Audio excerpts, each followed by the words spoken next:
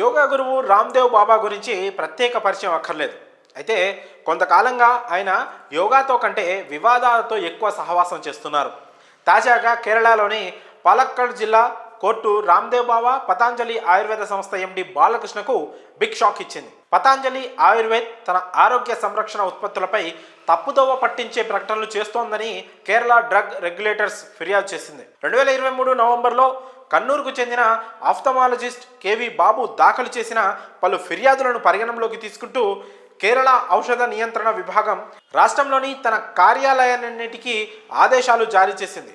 1954 drugs and magic remedies చట్టాన్ని ఉల్లంఘించినందుకు పతంజలిపై చట్టపరమైన చర్యలు చేపట్టాలని సూచించింది. కొన్ని పతంజలి ఆయుర్వేద ఉత్పత్తులు బీపీ, షుగర్ వ్యాధులను నయం చేస్తాయని, ఇతర ఆరోగ్య సమస్యలను కూడా తీరుస్తాయని వ్యాపార ప్రకటనలు ఇచ్చారు. ఇలాంటి ప్రకటనలు జారీ చేయడాన్ని డిఎంఆర్ చట్టం నిషేధిస్తోంది. అంతేకాదు ఈ అంశంపై సుప్రీంకోర్టు కూడా వీళ్లకు మొట్టికాయలు వేసింది.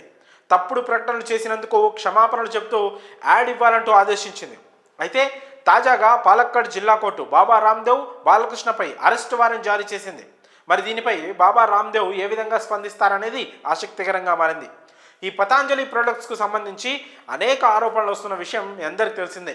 కోవిడ్ సమయంలో కూడా పతాంజలి నుంచి కోరోనిల్ టాబ్లెట్స్ విషయంలో కూడా తీవ్ర విమర్శలు వచ్చాయి.